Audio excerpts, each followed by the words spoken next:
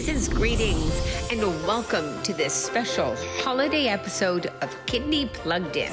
On this episode, we feature part 2 of our interview with recent kidney transplant recipient Mitch and his mom Cris, as they continue to share Mitch's personal story of his 5-year journey with kidney disease, from a devastating diagnosis through an unrelenting series of setbacks to the eventual triumph of a kidney transplant. But first, Wayde Hayley, president of the BC Yukon Branch Board of Directors, is here with a holiday greeting on behalf of the Board of Directors and the staff of the BC and Yukon Branch. So please stay with us because our special holiday episode of Plugged In is coming up next. Well, it's that time of year again. And the one word that summarized 2020, gosh, it seemed like such a long time ago, was uncertainty. 2021 continued to be challenging on several fronts. Not only did the global pandemic surge on, but here in BC, our hearts went out to the many communities and families affected by the devastating wildfires and the recent floods and mudslides. And the rebuilding of roadways and communities will continue into 2022. While it seems that our strength of spirit continues to be tested, I'm filled with optimism and hope through the heartwarming stories of the people stepping up and helping their fellow neighbors, both near and far. Thanks to our amazing volunteers, donors, and supporters. I'm proud to say that here at the Kidney Foundation, BC and Yukon Branch, our support to kidney patients remained as strong as ever in 2021, as we continue to deliver and expand on our much-needed programs and services.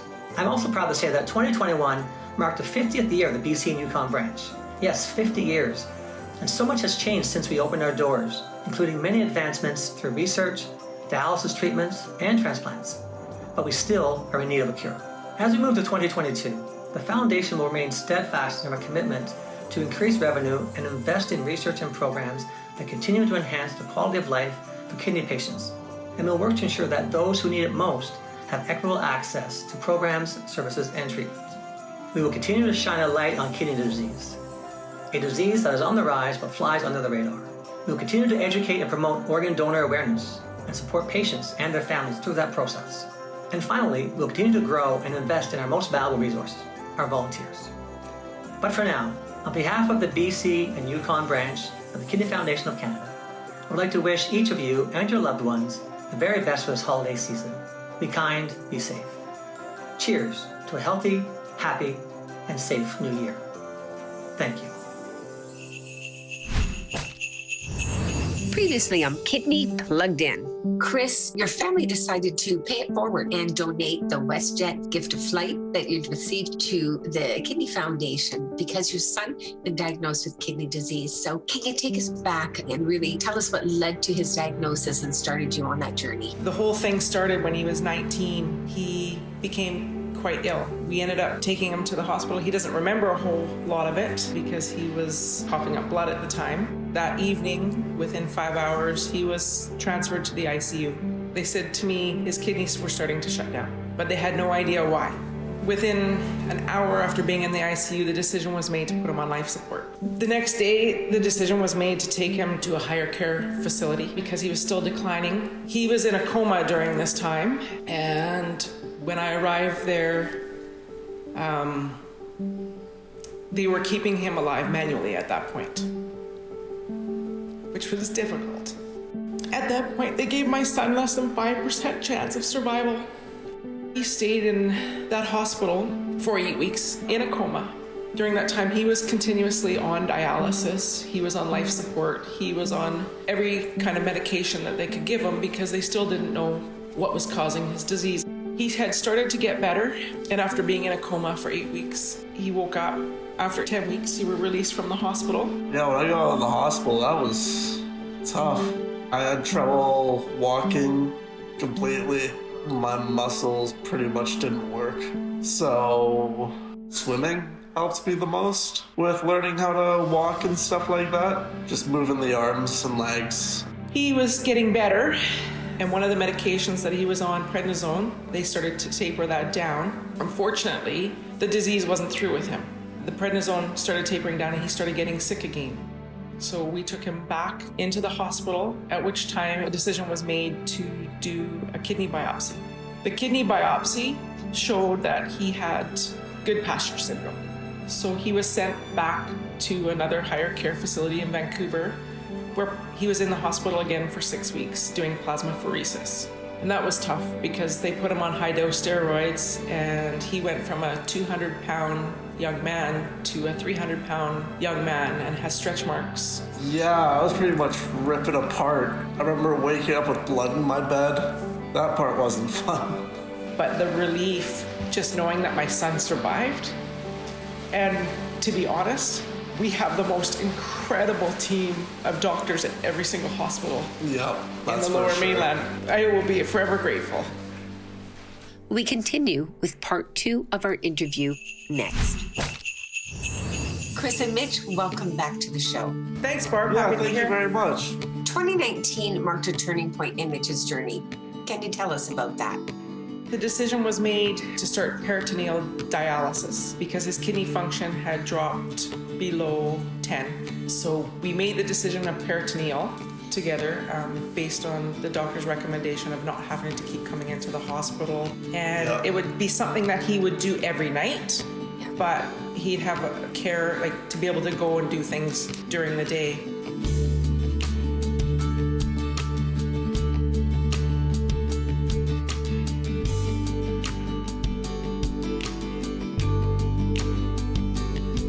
What people don't realize with kidney disease as well is his whole schedule of sleeping changed.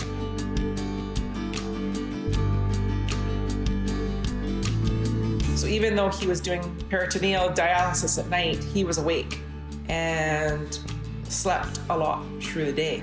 And, you know, it was kind of a change for him as well, and kind of a change for me, because I didn't get a lot of sleep because I'd be worried about him having seizures or something going wrong. So it was challenging.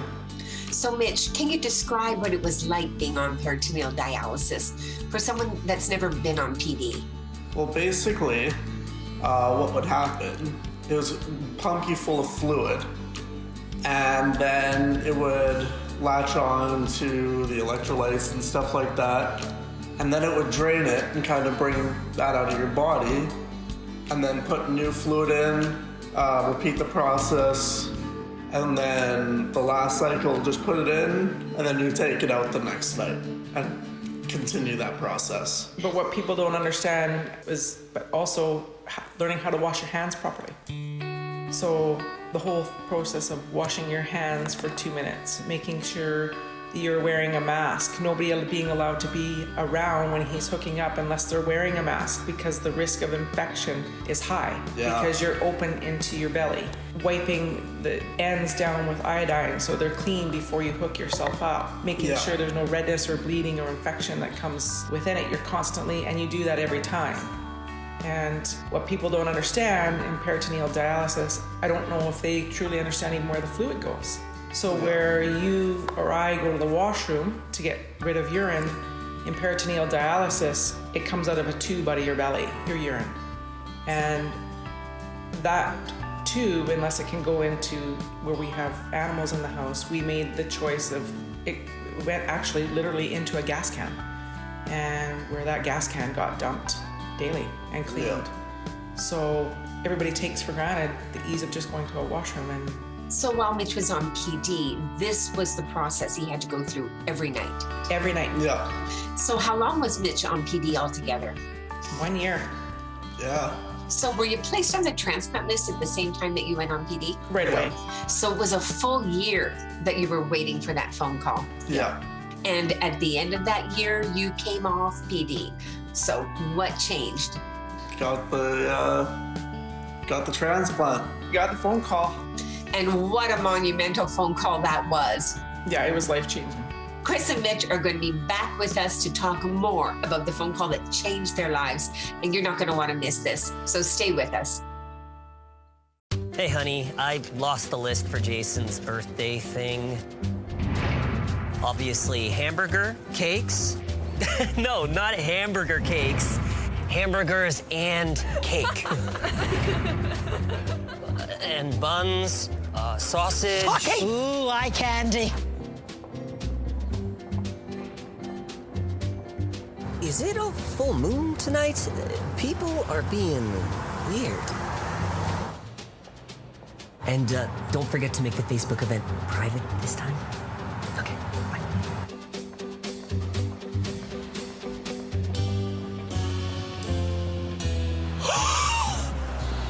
bye. Can you imagine losing most of something without realizing it? Over time, kidney disease can destroy up to 80% of kidney function before you notice any symptoms. Talk to your family doctor to see if you're at risk and need to be screened. It could save your life.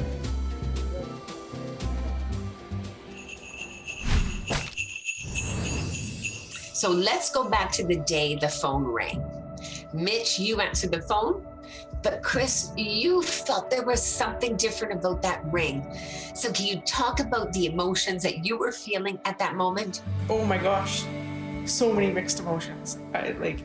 He came out, it was unbelievable. He came out and I knew he was upstairs and he came out and I could see this glow on him. And I knew it was a physician and I felt it. And then all of a sudden he says, Mom, I think I'm getting my transplant. And then he's like, here's the doctor. And it was like, we need you to leave Chilliwack in an hour. So you have to make sure you have your bag packed, because you can get that call at any time. And we left Chilliwack in an hour and we were down at VGH, Vancouver General Hospital. And, as soon as we get in there, there's COVID testing and everything else, but it was surreal. And they said, we're gonna be clearing you for operation tomorrow morning. And it ended up happening later that evening, the following day. So the waiting was just intense and scary and, oh my gosh.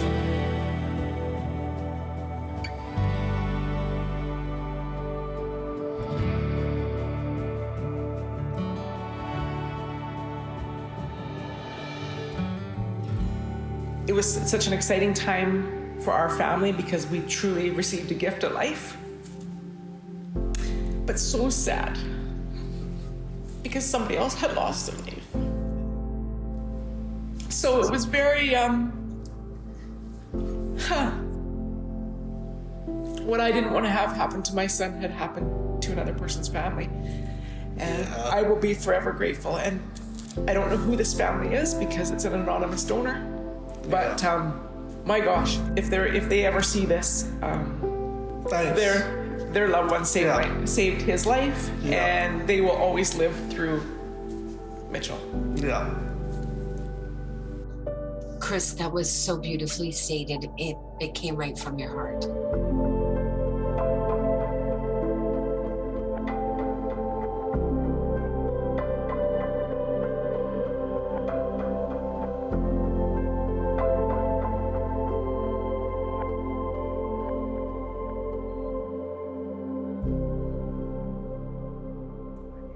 So transplant day finally arrived. Can you take us back and walk us through what that day was like for you? It hurt. Surgery afterwards, that was painful, but I'm not really afraid of surgery. So I was pretty happy about it. My mom was scared, but I was fine with it. I was scared. You're there worried that something goes wrong in the surgery, and it's a 5-hour surgery in total. And when they go in, you can't see them afterwards. You can't see them until the next day. And you can't even be at the hospital at this point. So it was very scary, but when I received the phone call that everything went well and he was doing well, it was a relief. It was a huge relief. And the challenges around everything right now too, with COVID, the next day being at the hospital, you were only allowed one person for a maximum of 2 hours a day. So it was basically myself, my neighbor, she drove me to the hospital that night with Mitch and came down with me because my husband, his stepdad, was away at work. So he received the phone call and he was in north of Fort McMurray at the time. He got in his vehicle and drove home, and he was home within a day, Mitch's stepdad, to be there for us.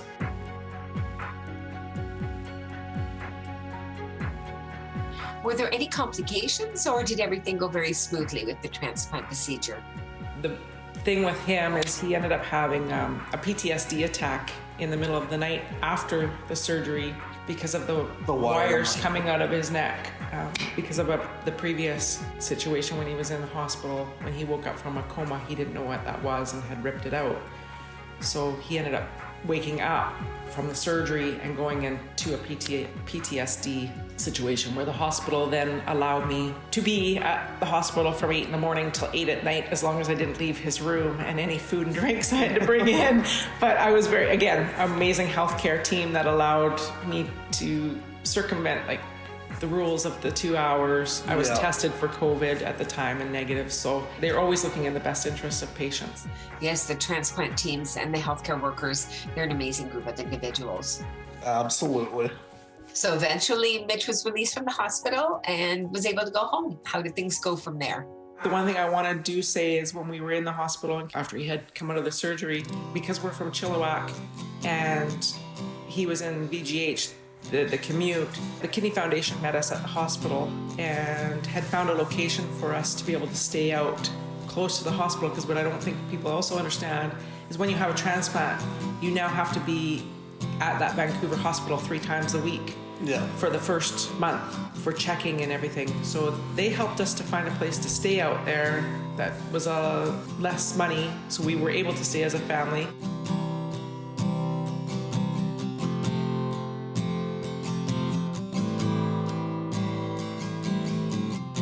He unfortunately made the decision, even though it was easier for me, he made a decision he wanted to come home and be home. So we ended up driving back and forth regardless. I need to see my dog. I know.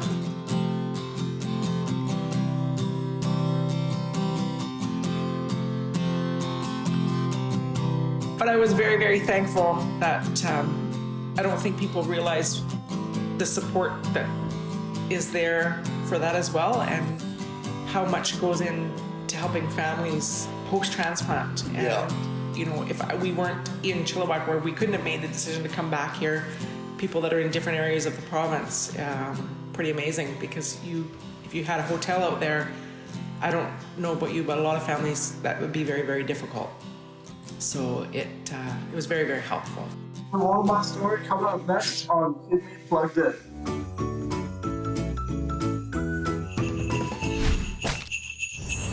Did you know one organ donor can save up to 8 lives? You're more likely to need a transplant than you are to become an organ donor. Donation is considered only after all life-saving efforts are made, and it's certain you will not survive. So 2 physicians who are independent of both the donation program and of the transplant program must declare an individual neurologically dead before organ donation can proceed. Any British Columbian who is 19 or older can register their decision about organ donation, and parents can register their children. You only need to register your decision once. A decal on your driver's license or care card is no longer enough. Register or verify your decision about organ donation at transplant.bc.ca. And now you know. And now you know. And now you know. And now you know.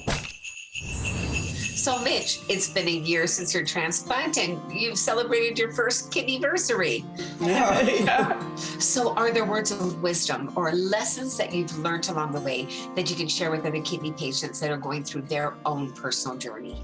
If you want to go first, Mitch. Keep the spirits up is the best thing I can say, because that's advice I was given in the hospital. It's just, you know, if you stop laughing, that's when it really starts getting to you mentally. And just, you know, find fun where you can get it. Perfect words from a man who's indestructible. Chris, any thoughts?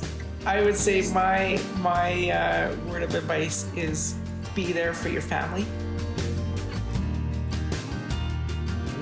and support them through it, and know they're going to have good days and they're going to have bad days, and vice versa. I've had good days and bad days, but to be honest, having each other has been a lifesaver. Yeah.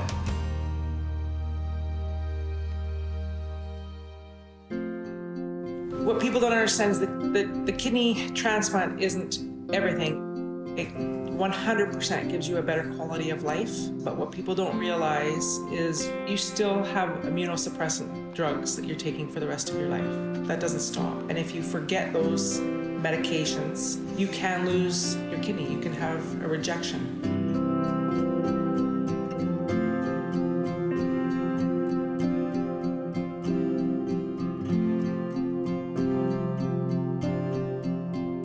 having a transplant doesn't last forever. And with Mitch being so young, he will be facing another transplant. At least one.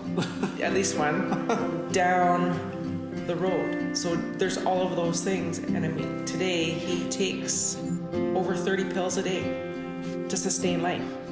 And even though it's a transplant and it's amazing, you still need medication and you still need doctors. You still do blood work. You're still exhausted. All the time. Yeah. You're still tired. You're still fighting all of those things, but a much, much better quality of life. But your journey doesn't end. Your journey continues.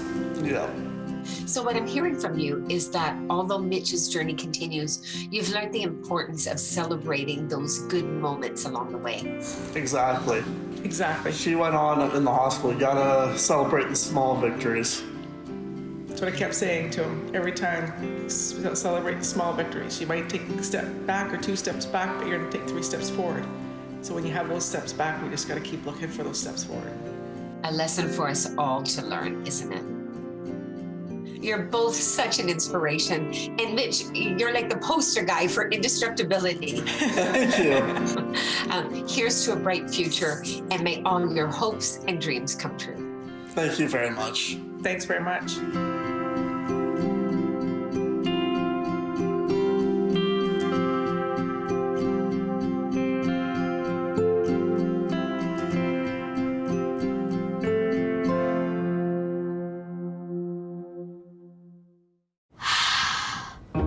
Let's see, so kidney is a... These are my grandpa's kidney stones. They're very precious. Kidney is a bone in your back that helps you turn.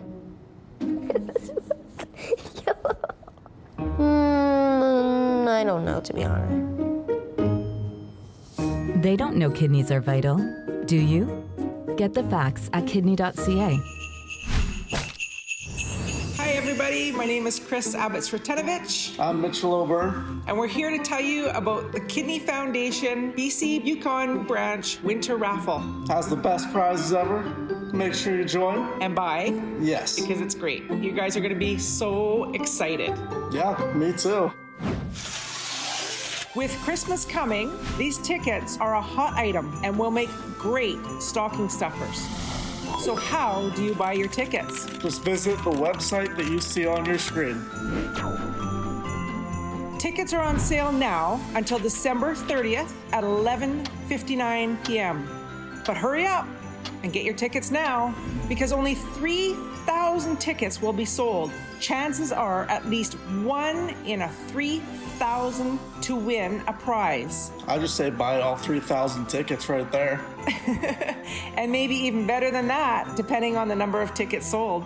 1 pack of tickets is $25, or you can get 2 packs of tickets for only $40. The draw will be held on December 31st at 12 noon. So what are the great prizes you can win with the Winter Raffle, everybody? You could be a lucky winner of a WestJet gift of flight. The package includes the round-trip flight for 2 guests at any and all regularly scheduled and marketed WestJet destination. Or how about an Okanagan experience for 2? Imagine being picked up from the Grand Okanagan Resort Hotel in a beautiful stretch limousine that will take you on a stunning tour of the Kelowna Valley. I would love that. Stopping at some incredible wineries along the way, and all the wineries offering a different experience with their own Okanagan produced wine. What a great experience. Or you could win an electronics package just for you. Picture yourself getting an Apple iPad, Apple EarPods, and an iHome wireless speaker to listen to music, watch movies, or just surf the internet. Okay, so that everybody knows what great prizes are existing, and we all know that this is such an amazing cause. You all should get out there and buy those tickets right now, because they are selling fast. I've already pre-ordered mine. You pre-ordered yours? Yeah. When did that happen? How can you? Because that's cheating, so you can't. I'm allowed to cheat. No, you're not. Yeah. Well, anyways, I'm off to get mine now, and hopefully you can catch up and buy some behind me before I buy the rest of them. So, are you? I'm definitely buying all of them. No. Yeah. You have to leave some for other people. I don't know about that one. So everybody, I know you're wondering, how do I get these tickets before they sell out? Because they are going to sell fast. Contact brenda.dondo@kidney.ca or call her. I'm hoping her phone won't be busy because they're selling. 604-558-6887. Good luck on having second prize because, sorry, I'm taking the first one. Well, I want the second prize. You can have the second prize as long as you win, but I'm winning the first one. But then I get to go to the wineries. Yeah, you can go to the wineries. I'm just going to take a trip. And I'm going to win the third prize too because you don't need any more electronics. I think you're wrong. No, I know I'm right because I'm your mom. No. Good luck, everybody.